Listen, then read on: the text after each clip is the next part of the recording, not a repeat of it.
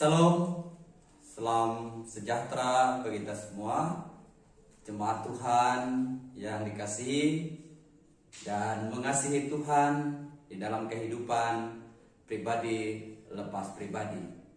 Bersama saya Pendeta Hernata Karani, kita akan mendengarkan renungan pagi pada pagi hari ini, Rabu tanggal 2 Februari tahun 2022. Firman Tuhan akan didasari oleh kitab Yeremia pasal 1 ayat yang ke-11 sampai 19. Sebelum kita mendengarkannya, mari kita berdoa.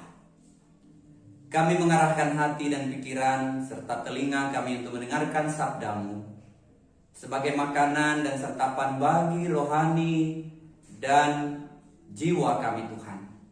Mohon pimpinan Roh Kudus agar kami boleh menghayati, memahami firman ini, sehingga kami boleh melakukannya dengan sukacita di dalam kehidupan kami. Berkati hamba-Mu ini yang memberitakannya Tuhan, agar seturut dengan maksud-Mu. Diberkati kami semua yang mendengarkan firman ini, karena kami siap mendengarkannya. Amin. Bapak Ibu Saudara yang kekasih dalam Tuhan, demikian firman Tuhan saya baca untuk kita. Yeremia pasal 1 ayat yang ke-11 sampai 19. Di bawah judul perikop, Yeremia dipanggil dan diutus. Sesudah itu firman Tuhan datang kepadaku bunyinya, "Apakah yang kau lihat, hai Yeremia?"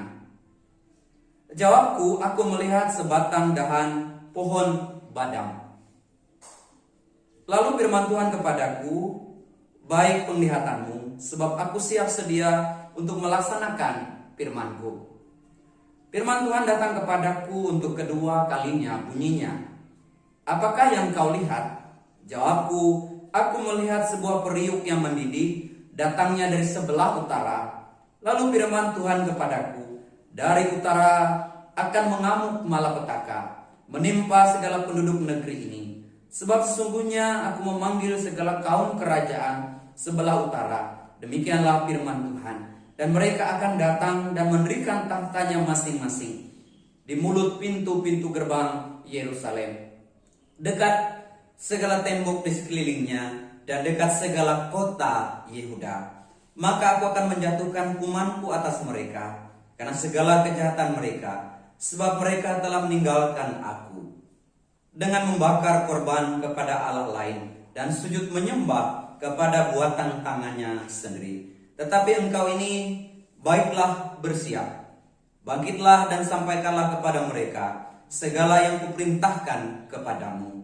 Janganlah gentar terhadap mereka, supaya jangan aku menggetarkan engkau di depan mereka. Mengenai aku, sesungguhnya pada hari ini aku membuat engkau menjadi kota yang berkubu, menjadi tiang besi dan menjadi tembok tembaga, melawan seluruh negeri ini, menentang raja-raja Yehuda dan pemuka-pemukanya, menentang para imamnya dan rakyat negeri ini. Mereka akan memerangi engkau, tetapi tidak akan mengalahkan engkau, sebab aku menyertai engkau untuk melepaskan engkau." Demikianlah firman Tuhan. Saudara-saudara, Bapak Ibu yang dikasihi dalam Tuhan Yesus Kristus, seorang suami pulang dengan tergopoh-gopoh ke keluarganya. Lalu ia memanggil istri dan anak-anaknya.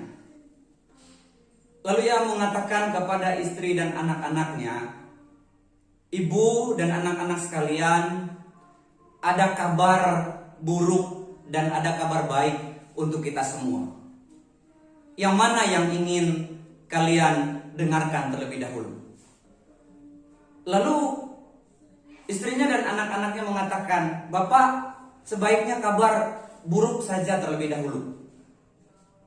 "Kenapa?" kata suaminya. "Bukankah kabar baik itu menyenangkan?" "Tidak," katanya, "kami ingin mendengarkan kabar buruk saja terlebih dahulu." "Baiklah kalau begitu," kata si suami. Si suami kemudian mengatakan, "Ibu dan anak-anak semua, Bapak akan dipindah tugaskan.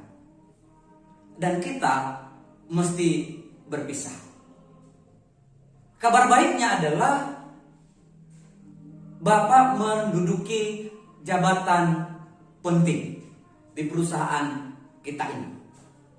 Dan kepada kalian semua diberikan fasilitas, tunjangan, bahkan fasilitas pendukung yang lainnya. Dan semua keluarga itu bergembira. Nah, Bapak Ibu Saudara yang kekasih, dari pengantar ini saya hendak mengatakan bahwa membawa berita yang menyenangkan tentu itu tanpa resiko. Ya, kenapa? Karena berita yang disampaikan itu adalah berita yang menyenangkan. Seperti tadi, berita gembira yang disampaikan oleh si ayah kepada anak-anaknya. Tapi membawa berita kabar buruk atau bahkan kemudian teguran, bahkan kemudian murka Allah, Bapak Ibu Saudara, tentu ini mengandung resiko yang besar. Atau seperti cerita saya tadi mengatakan bahwa harus berpisah dengan keluarga, tentu istri dan anak-anak akan berduka. Nah, situasi seperti inilah yang dihadapi oleh Yeremia, Bapak Ibu Saudara. Ia dipanggil oleh Tuhan, ia diutus oleh Tuhan untuk menyampaikan berita pahit,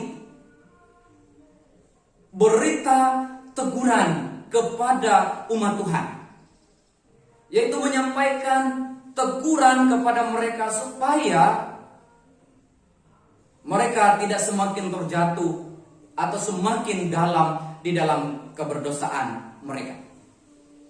Kita membaca dalam bagian firman Tuhan yang telah kita baca, ya, Allah mengutus Yeremia untuk menyampaikan kepada bangsa Yehuda yang pada saat itu sudah jauh menyimpang dari Tuhan.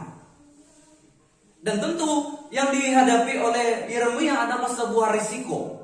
Umat Israel pasti tidak akan menyenangkan atau menyenangi dia, tidak akan menyukai dia.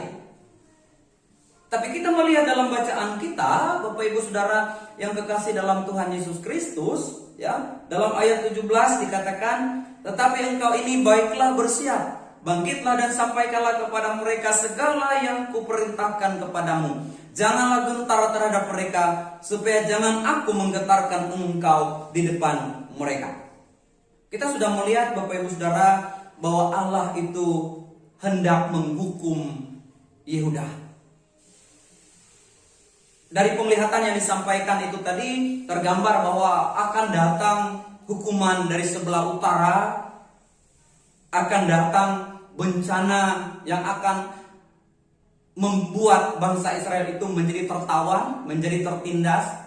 Digambarkan dalam di bacaan itu tadi bahwa yang menindas mereka itu akan mendirikan tembok, mendirikan kekuasaannya di sekeliling umat Israel. Berita yang tentu saja tidak menyenangkan harus diberitakan oleh Yeremia.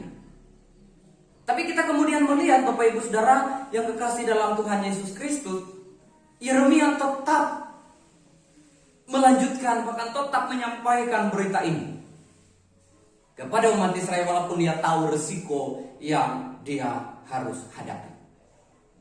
Atau seperti suami yang tadi membawa kabar, ia tahu resikonya, ia harus berpisah dengan anak-anaknya, dengan istrinya, tapi harus tetap sampaikan. Nah, apa yang menjadi penting untuk kita renungkan Bapak Ibu Saudara yang terkasih di dalam Tuhan Yesus Kristus? Jelas bahwa hidup ini harus terus berjalan.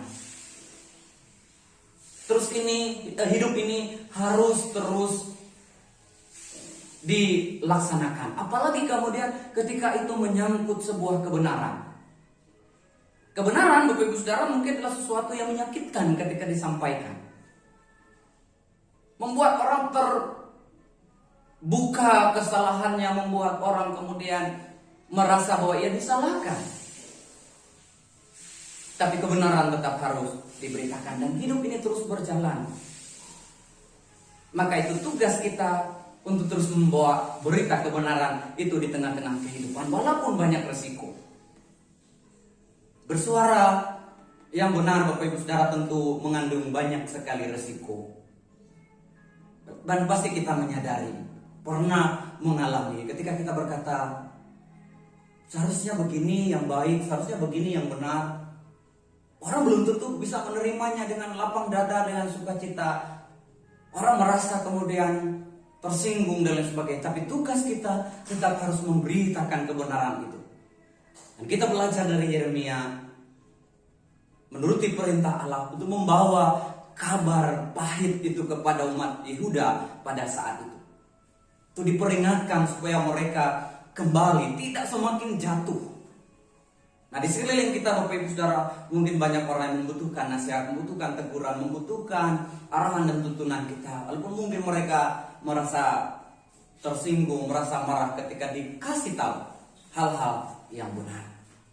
Nah, sekali lagi, hidup ini harus terus berjalan untuk melakukan suara kenabian atau suara kasih Allah itu mesti dinyatakan. Amin untuk firman Tuhan. Mari kita sama-sama datang dalam doa. Terima kasih ya Tuhan, hari baru, kebaikan baru yang terus Tuhan nyatakan dalam kehidupan kami. Pagi yang indah, pagi yang cerah, pagi yang membawa kami ke dalam kehidupan yang penuh sukacita. Karena itu terima kasih atas perkenan Tuhan, boleh menikmati napas kehidupan. Waktu yang Tuhan percayakan boleh kami pakai untuk beristirahat. Dan Tuhan dalam membangunkan kami di pagi hari ini. Dan kami sebelum melangkah telah mendengarkan sebagian dari firman, belajar dari kitab Yeremia dan Nabi Yeremia. Biarlah apa yang kami dengar ya Tuhan boleh mengajak kami untuk terus melakukan kebenaran. Walaupun resiko yang kami harus hadapi itu pasti ada. Karena tidak semua hal baik itu mendatangkan kebaikan atau ditanggapi baik atau ditanggapi sebagai kebenaran. Namun Tuhan, kami tahu Tuhan mengutus kami ke dalam dunia untuk melakukan karya-karya terbaik. Jadi terima kasih atas kesempatan mendengarkan firman, dan kami akan melangkah hari ini dalam tugas karya, tanggung jawab, tugas pekerjaan yang kami lakukan dimanapun itu Tuhan. Baik di dalam keluarga rumah tangga kami beraktivitas, mengurus, menata, mengelola, mengatur, merencanakan, maupun ketika kami melangkah keluar rumah dalam pekerjaan-pekerjaan kami Tuhan. Di instansi lembaga, swasta, pemerintah, berkarya swasta, berkarya mandiri, kami ditolong oleh Tuhan hari ini untuk menjalankan itu semua.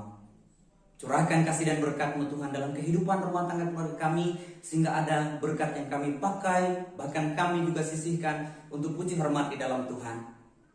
Berkati kami sebagai orang tua, berkati kami sebagai anak-anak, berkati muda-mudi kami, berkati kegiatan-kegiatan kami sepanjang hari ini dalam sekolah, dalam pendidikan, dalam kuliah, dalam pekerjaan ya Tuhan. Namun diberkati kami yang mungkin lemah pada saat ini terbaring sakit, kami membutuhkan pemulihan daripada Tuhan.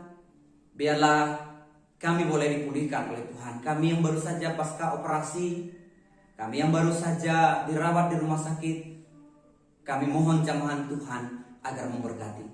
Berkati kami yang mungkin divonis oleh dokter mengalami sakit yang berat, membutuhkan perawatan ekstra dan berkelanjutan. Kami mohon Tuhan Engkau memberikan pemulihan.